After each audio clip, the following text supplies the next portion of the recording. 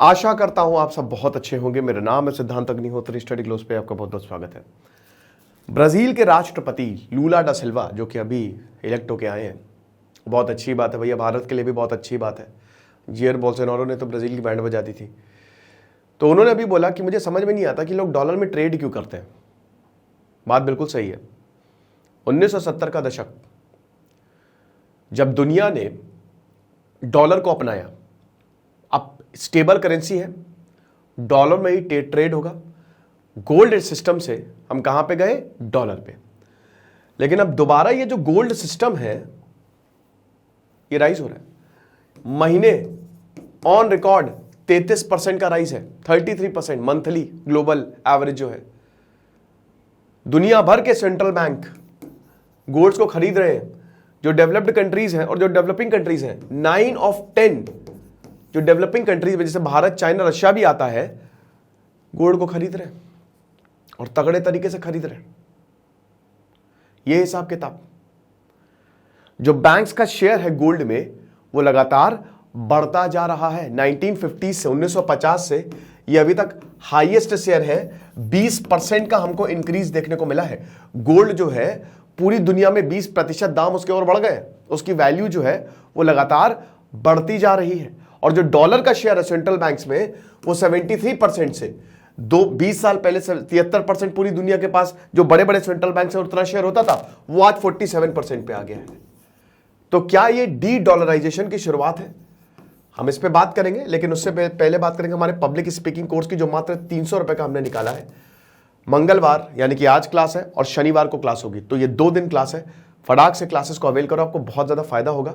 क्योंकि डॉक्टर मयूरिका दास जो कि साइकोलॉजिस्ट है, वो आपको बहुत अच्छे से बताएंगे कि ऐसे पब्लिक स्पीकर बनना है। और हमारा एक क्राइम न्यूज है, क्राइम वर्ल्ड, जुर्म की खौफनाक दास्तान हम आपको इस चैनल पे अब सुनाएंगे। तो ये नया चैनल है। आज हम श्री प्रकाश शुक्ला पे बात करेंगे, कैसे श्री प्रकाश शुक्ला ने सीएम को मारने की सुपारी ले ली थी। तो डिस्क्रिप्शन और कमेंट बॉक्स में चैनल का लिंक दिया है, इसको जरूर सब्सक्राइब करो। ओके, तो हम अपने डॉलर डी डॉलराइजेशन पे बात कर रहे थे। तो अमेरिका जो है डॉलर को लेके बहुत ज्यादा शेकी बघारता है। अमेरिका कहता है कि हमारा डॉलर सबसे बढ़िया, सबसे प्यारा हमारा डॉलर, लेकिन वो ये भूल रहा है कि अब डॉलर जो है लोग हटते जा रहे हैं। डिजिटल करेंसी आ रही है। चाइना ने भाई डिजिटल करेंसी भी 3 गुना ज्यादा बढ़ती जा रही है। आपको पता है चाइना जो है वो लगातार डिजिटल करेंसी को पुश कर रहा है। भाई अब तो आईएमएफ ने भी उसको अपने एसडीआर में शामिल कर लिया है। बहुत करेंसी स्वैप एग्रीमेंट्स होते हैं। भारत यूएई से बात कर रहा है कि भैया पैसे जो है, जो ऑयल है या और भी बाकी चीजें हैं, वो तुम सीधा रुपये में ले लो, क्या दिक्कत है। थाईलैंड और फिलीपींस तो ऑलरेडी डॉलर से हट गए हैं कि हमको डॉलर चाहिए ही नहीं। रशिया ने तो पहले ही अपना हाथ खींच लिया, क्योंकि रशिया पे तो सैंक्शंस लगा दिया। तो आखिरकार ऐसा क्यों हो रहा है? देखिए, सबको ये अब समझ में आ रहा है कि डॉलर जो है वो अमेरिका के लिए ही बना है। डॉलर अमेरिका की करेंसी है और इससे एक ही देश को, यूएसए को ही फायदा होगा। डॉलर आज अमेरिका इसीलिए इतना ताकतवर है क्योंकि वो पूरी दुनिया के मॉनेटरी सिस्टम को कंट्रोल करता है, इनडायरेक्टली और डायरेक्टली भी, क्योंकि पूरी दुनिया के ट्रेड तो डॉलर पे होते हैं। अब ये अमेरिका के लिए बहुत इफेक्टिव है क्योंकि अमेरिका फाइनेंशियल सैंक्शंस लगाता है। 1990s में आपको बता दूं कि 10% देशों पे सैंक्शंस लगाया जाता था, लेकिन आज ये बढ़ के 30% देश हो गए। पूरी दुनिया में 30% देशों पे किसी ना किसी तरीके के, अमेरिका, यूके, जापान, अमेरिका और उसके जो एलाइज हैं, उन्होंने किसी ना किसी तरीके के फाइनेंशियल सैंक्शंस लगा दिए हैं। अब फाइनेंशियल सैंक्शन एक बहुत बढ़िया तरीका होता है। अमेरिका को ट्रूप्स तो भेजने नहीं है भाई, उनका खर्चा बचा। फाइनेंशियल सैंक्शंस का मतलब ये कि आप डॉलर में ट्रेड कर ही नहीं पाओगे। डॉलर रिजर्व करेंसी है, तो पूरी दुनिया आपको कुछ देगी नहीं। डॉलर में पैसा दो, आप रुपए देने जाओगे या रूबल देने जाओगे, बोले भाग यहां से, ये क्या है, ये हमने तो कभी देखा ही नहीं है, फर्जी नोट दे रहे हो हमको, मारेंगे घसीट के भाग। तो आप डॉलर लोगे। अब डॉलर जो है आपके पास है नहीं, क्योंकि आपके ऊपर तो सैंक्शंस लगे हुए हैं, तो आपकी इकोनॉमी वैसे ही टूट जाएगी।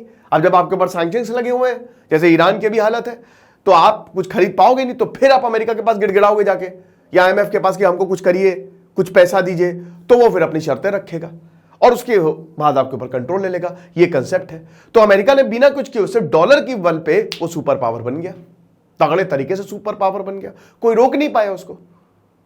ये हिसाब किताब है। और अभी जो है वो पूरी दुनिया ये समझ रही है कि हां भाई, गलती तो बहुत बड़ी हुई है। तो इसीलिए अब ओल्ड सिस्टम पे, गोल्ड सिस्टम पे old is gold and the gold system is again reviving in the world. वैसे भी सोने के दाम देखो कितने ऊपर जा रहे हैं। इन्वेस्टर्स जो हैं भाई, अभी जो मिड बैंक क्राइसिस हुई थी, मतलब मिड मार्च में बैंक क्राइसिस हुई थी, उसने फिर ये बता दिया कि डॉलर पे हम बहुत ज्यादा भरोसा नहीं कर सकते हैं, तो गोल्ड खरीदो, सोना खरीदो। सेंट्रल बैंक जो है वो सोना खरीद रहे, क्योंकि उसके रेट्स कभी नीचे जाएंगे नहीं, सोना हमेशा बढ़ता है कि नहीं। इन्वेस्टर जो अपना पैसा निकाल रहे हैं सोने में डाल रहे हैं। भारत की सबसे सक्सेसफुल स्कीम जो है वो सॉवरेन गोल्ड बॉन्ड्स है, 90% तक रिटर्न मिले, 90% तक। अब रिजर्व बैंक आरबीआई जब ये स्कीम निकालेगा तो आप इसमें पैसा लगा दीजिएगा। एसजीबी सबसे बेस्ट, मैंने इस पे लेक्चर भी लिया सॉवरेन गोल्ड बॉन्ड पे, इंटरेस्ट भी आपको 2.5% मिलता है और जो पैसा बढ़ रहा है वो अलग। तो बात यहां पे इतनी सी है कि अभी पूरी दुनिया में हमें देखते हैं कि डी डॉलराइजेशन अब होने लगा है। हालांकि देखिए, अब इसका मतलब ये नहीं कि डॉलर रातों रात खत्म हो जाएगा, बहुत मुश्किल है, इतना आसान नहीं है। अभी भी पूरी दुनिया जो ट्रेड है ना वो डॉलर में ही करती है, लेकिन हाँ, डॉलर की वजह से सोना अब चमक रहा है। जो इन्वेस्टर्स है सोना खरीद रहे हैं, देश सोना खरीद रहे हैं, ठीक है ना, ये चीज है। वैसे भारत में तो सोना बहुत ज्यादा है। आपको बता दूं कि भारत, अगर आप पूरे भारत में सोना को मिला लें, क्योंकि अकाउंटिंग नहीं है, दादा परदादा सोना छोड़ गए थे, और हमारा तो इतिहास ही ऐसा है कि हम तो पूरा श्रृंगार ही सोने से करते थे, ऊपर से लेकर नीचे तक सोने से लाद दिया जाता था।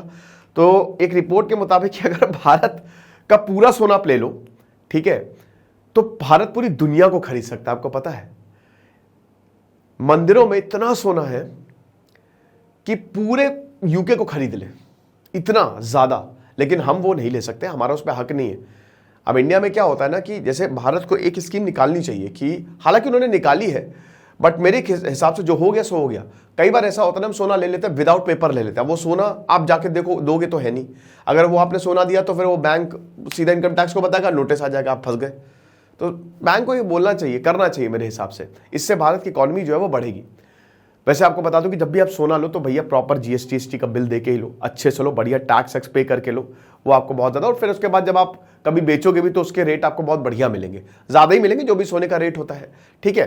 तो फिलहाल तो यही लेक्चर था। टाइम्स ऑफ इंडिया का एक बहुत अच्छा आर्टिकल था, मुझे लगा आपको बताऊं कि डॉलर जो है वो थोड़ा सा वीक होता जा रहा है और सोना जो है वो ऊपर चढ़ता जा रहा है। हमारे क्राइम वर्ल्ड श्री प्रकाश शुक्ला, भाई मजा आ जाएगी, स्टोरी आज मैं बताऊंगा, तो फटाक से चैनल को सब्सक्राइब करो, डिस्क्रिप्शन और कमेंट बॉक्स में लिंक दिया। Thank you so much.